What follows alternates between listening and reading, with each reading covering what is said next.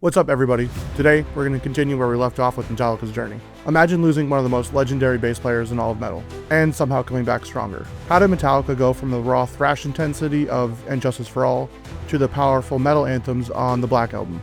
And what does this drastic shift say about their future and their legacy? After Cliff's tragic death, the band had to pick up the pieces and begin again with a new bass player. This led them on a journey from complex thrash epics to powerful anthems. But was this really the right choice, or were they just selling out? What was the driving force behind this massive change? Today we're diving into how Metallica evolved, from the pure thrash on Justice to the massive sound in the Black Album, and what that meant for their legacy. Were they moving forward, or were they moving away from what made them huge to begin with? Stick around because we're going to break down the truth behind their biggest transformation. In September and October of 1986, Metallica had to face the unthinkable, moving forward without Cliff Burton. He wasn't just their bass player, he was family. Losing him left a hole that couldn't be filled. But should they even try?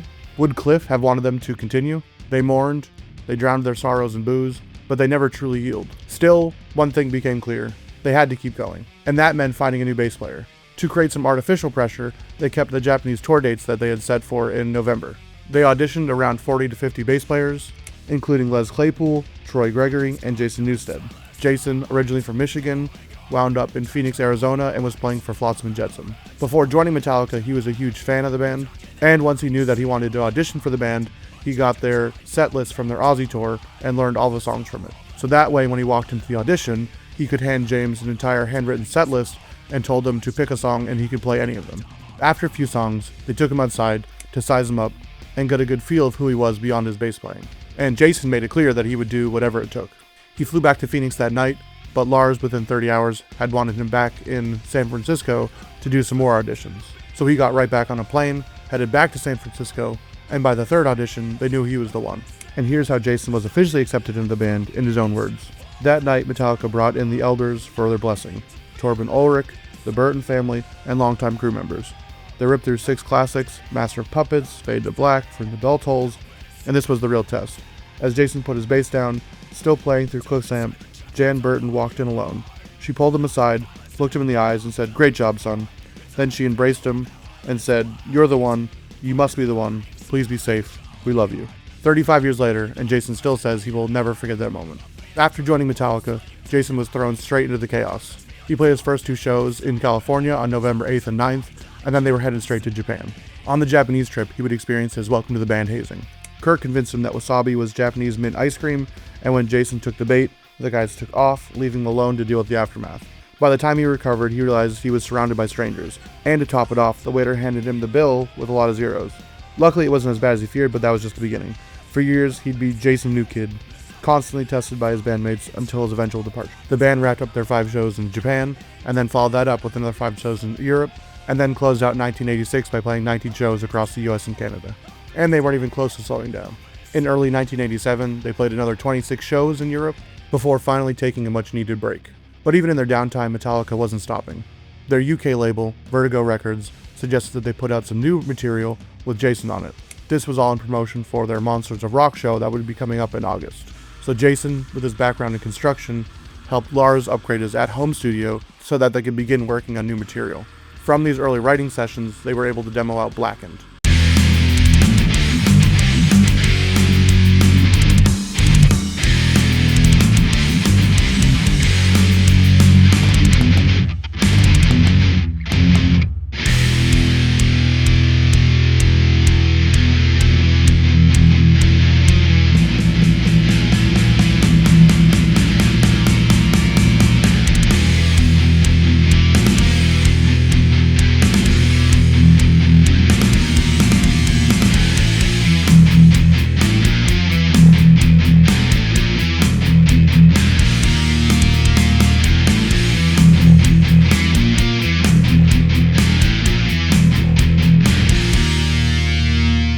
But that was before James once again broke his hand.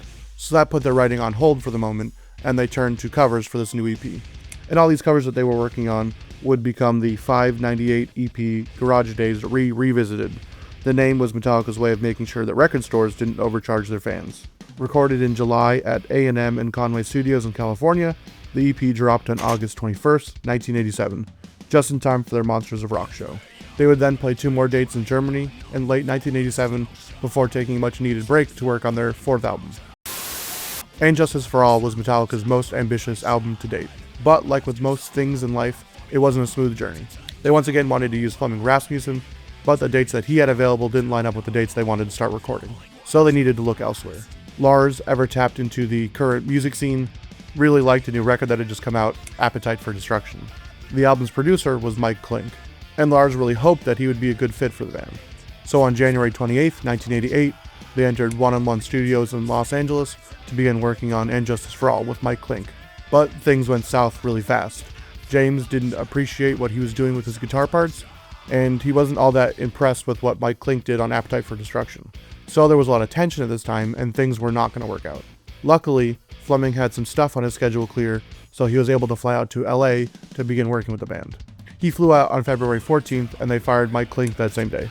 The only traces of those early sessions that can be found on And Justice for All are the drum parts on Harvester of Sorrow and The Shortest Straw, which meant that Flemming had his work cut out for him, starting with reshaping the guitar tone, which had been a sticking point with their previous producer. James used either his 1984 Gibson or his brand new ESP MX220. For his amp, he used a Mesa Boogie Mark II C+, running through a Marshall 1960B cabinet, further shaped by 2 AFX EQ F2s, which played a key role in crafting the album's signature tone. The recording process for And Justice for All was very meticulous. Lars once again needed to play to a click track, and each instrument was recorded separately, which meant that Jason was recording by himself with the assistant engineer for the album. And yes, I know a lot of you are thinking he did record a lot of bass parts for this album. Once again, James delivered take after take of tight, intricate guitar work, pushing the band's sound to new levels. Justice is packed with a bunch of layered melodies, and I find it really fun to pick them apart to see what makes them tick. This album is often considered Metallica's most progressive, including a lot of tempo changes, a lot of intricate guitar work, and a lot of really cool riffs. From the reverse guitar intro on Blackened, fans immediately knew this was going to be a different album. It had all the Metallica trademarks that everyone knew to this point. It was fast, heavy, and melodic, just everything was turned up to 10, with some of James's strongest lyrical and vocal performances. Kirk also pushed himself to match the intensity of the album, somehow writing even better solos. Unfortunately though, even though Jason recorded all of his bass parts, the band felt there was a lot of problems with it. From a mixing standpoint, James's guitars and Lars's bass drum were too prominent in the mix, and they took up all the bass frequencies that Jason's bass should be occupying.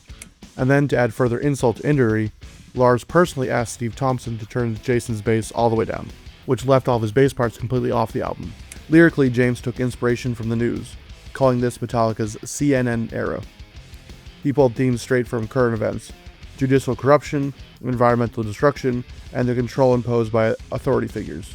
He was actually still writing all the lyrics for the songs while they were working on them in the studio, shaping them as they were recorded.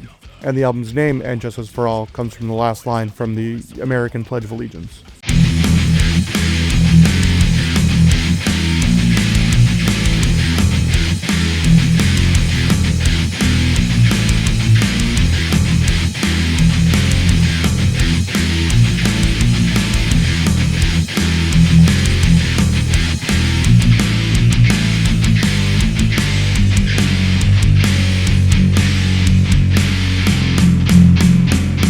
After 4 months of intense work in the studio, Metallica hit the ground running before their album even dropped.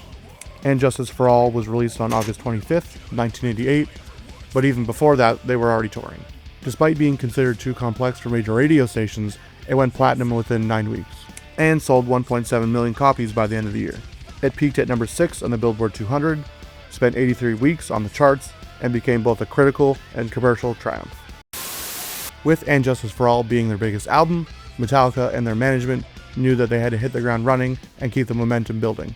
The first single, Harvester of Sorrow, dropped just 3 days after the album's release, followed by Eye of the Beholder on October 30th, 1988, which is Lars's least favorite song because of all the shifting time signatures.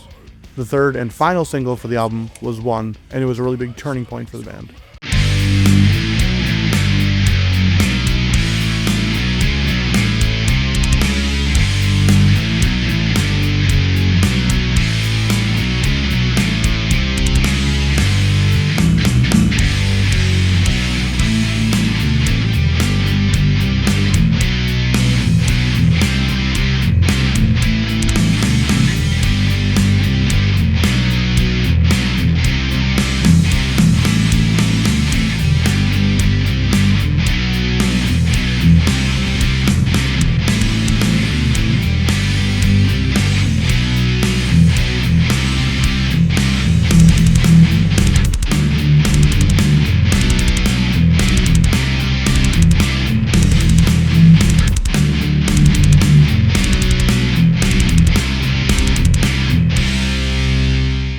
Not only do I think this is their most complete and best song, it was also the first time they filmed a music video and released a radio edit so they could be played on major radios.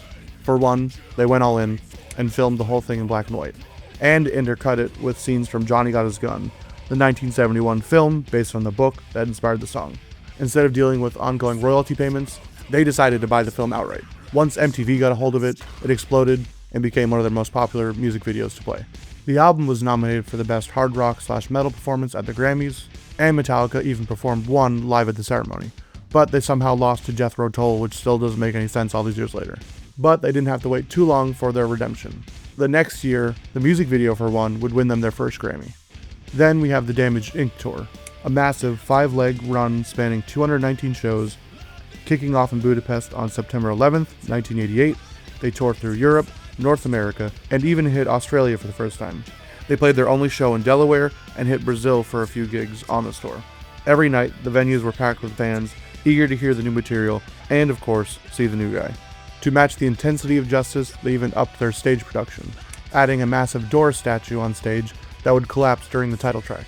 Fans were blown away, but for the band, it was a different story. The setlist was packed with long, intricate songs night after night, and they really started feeling the weight of this. Justice had an extra 10 minutes of material compared to Master of Puppets, and it was starting to take its toll. Whether their concerns about boring the crowd was real or in their head, one thing was clear: they needed to make some changes.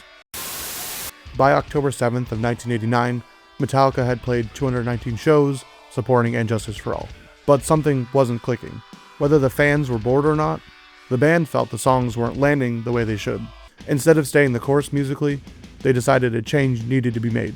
So they took a long break to start demoing out the songs that would end up on their 5th album. Once again, James and Lars locked themselves in Lars' home studio and began piecing together the songs that would end up on the Black Album. But this time, they wanted to simplify things. Instead of leaning further into complexity, they diverged and decided on a more crowd-friendly sound.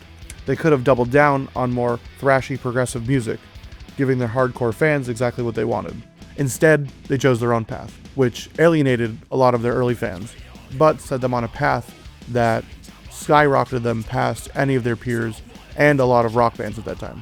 They wanted shorter, catchier songs that could dominate the airwaves, and as Kirk liked to put it, shove Metallica down everyone's throats.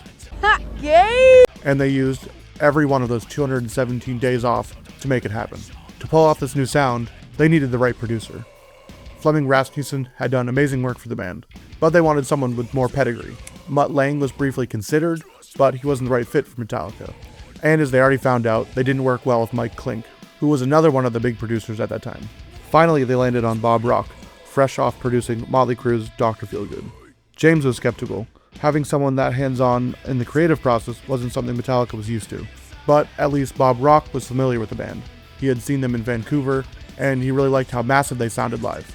He felt that And Justice for All was missing that huge presence they had in their live performances, and he knew just how to fix it. Normally, Rock preferred working out of Little Mountain Studios in Vancouver, but he believed in this project enough to head down to LA to produce it. Recording for the Black Album kicked off on October 6, 1990 at 1&1 Studios in Los Angeles and wrapped on June 16, 1991. 8 months of relentless work. For the first time, fans got a behind-the-scenes look at Metallica's recording process through a year and a half in the life of Metallica. A must-watch if you've never seen it. The footage shows just how much Rock pushed the band to get everything just right. Lars once again came under fire from the album's producer. His drumming wasn't up to snuff, and Bob tasked him with taking more drum lessons. And they even had a dedicated closet for him in the studio to practice daily. James wasn't off the hook either. Every riff was scrutinized to make sure that it had maximum impact on each song. And for the first time, his lyrics were being scrutinized. Take Enter Sandman. That song was originally about crib death, but obviously Lars and Bob did not think that was going to be a really good commercial hit. They knew they had something special with Enter Sandman, and they needed lyrics that were more radio friendly.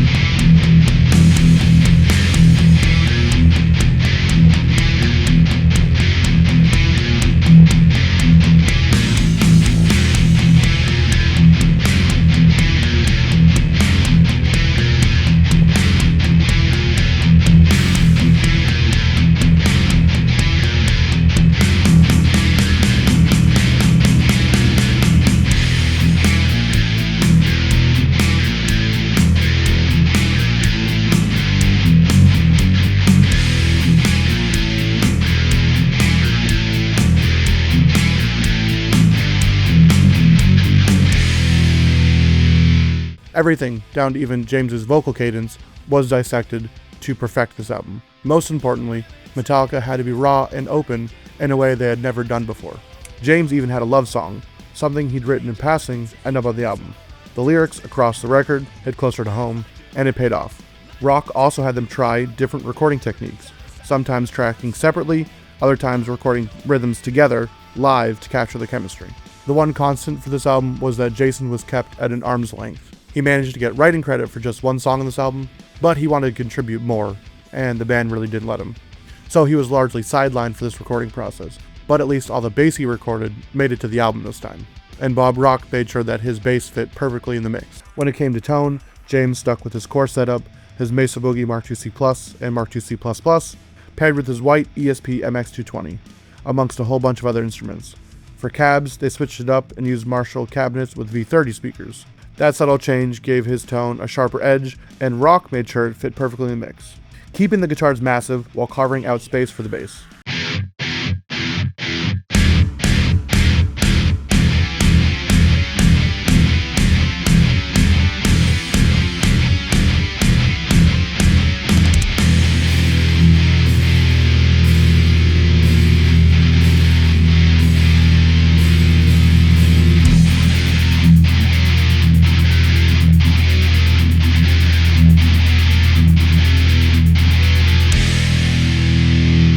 After 8 grueling months, Metallica emerged from the studio with what they knew was their best album to date. This album nearly broke them. Bob Rock has even stated that this album was the hardest he's ever worked on.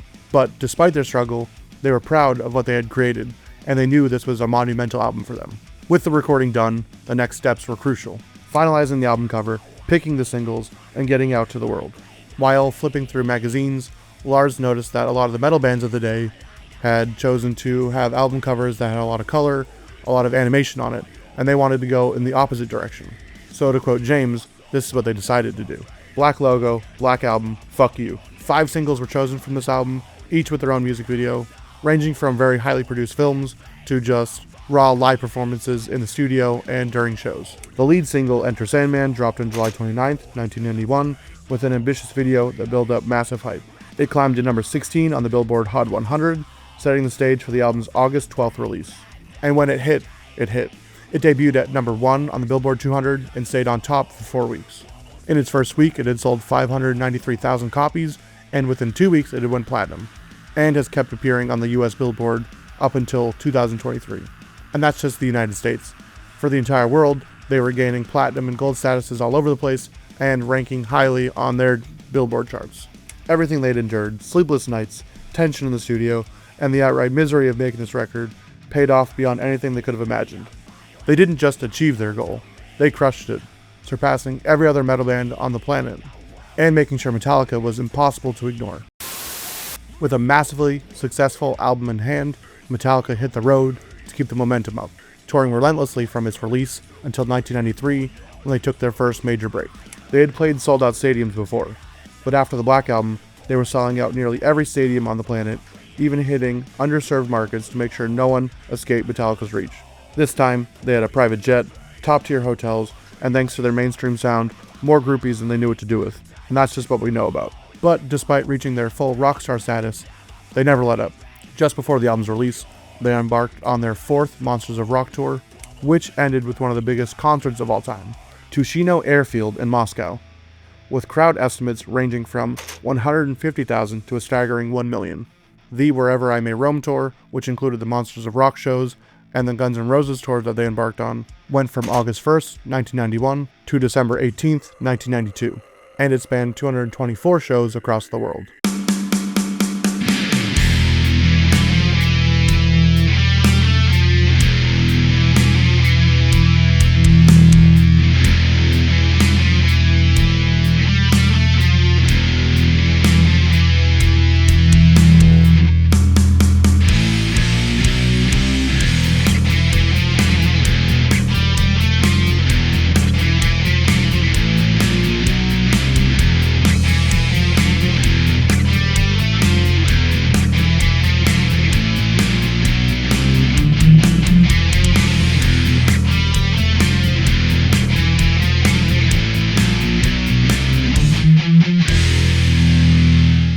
The highest and lowest points from this tour came when they were playing with Guns N' Roses. This should have been a match made in heaven on paper because they were the two biggest bands at that time, but as everyone knows, Axl is just a pain in the ass to deal with, and he would start shows late and push these shows to their limits. This all came to a head when James was burned mid-song and needed to be rushed to the hospital. Guns N' Roses could have got on and saved the show, but Axl was being a pain in the ass and decided to not get on, and this caused a full-scale riot in Montreal. Somehow, James was back on stage in just 17 days, cast and all, refusing to let Metallica slow down. In 1993, they launched their Nowhere Else to Roam tour, which was 9 legs, included 78 shows, and a mission to play every overlooked market they could. When it finally wrapped, they took a well-earned break, most likely gearing up for the next chapter. And that's where we're going to leave things for now. In the next video, we're going to look at an even more controversial era for Metallica.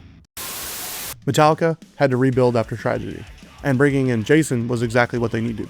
He was a fresh spark, bringing relentless energy to the stage, and bringing excellent backup vocals that complemented James's vocals. Despite being a perfect fit, with the dedication and musicianship, Jason had to endure endless hazing from his bandmates. They hadn't fully processed the loss of Cliff Burton, and he bore the brunt of it. Still, he pushed through, and the band kept moving forward. With Jason in the lineup, they hit the ground running, playing non-stop before shifting gears to write new music. Those sessions became And Justice for All, their heaviest, bleakest, and most ambitious record yet. It was a massive success, launching them into another relentless touring cycle. But something felt off. No matter how wild the crowds were, the bands felt that the complex and drawn-out songs didn't translate well live. Lars outright hated Eye of the Beholder, and because of that, it hasn't been performed in its entirety since 1989. Justice was the band's breaking point. They'd mastered thrash, but now they wanted more. One had given them a taste of what the mainstream could bring them. So for their 5th album, they flipped the script. The songs were stripped down, catchier, and built for stadiums. And with Bob Rock at the helm, they were pushed harder than ever. He demanded perfection, and it paid off. They had reached the pinnacle of metal success, which brought them endless touring, but they were treated like kings every night. Even with James suffering serious injuries, they refused to slow down, and they played a staggering amount of shows from 1991 to 1993. But change was coming. In the next video, we'll dive into the next evolution of Metallica, one that would push them even further from their roots. So let me know down in the comments what you think of these 2 albums, which one's your favorite, and what's your favorite songs from these 2 albums. If you made it this far, thank you for watching, and if you enjoyed this video, I want you to check this one out right here. It's the first part from the series. I'm going back and doing like a biography from Metallica. So if you enjoyed this part, I think you'll enjoy the first part if you haven't seen it. Thank you for making it this far. I'll see you in the next video. Peace.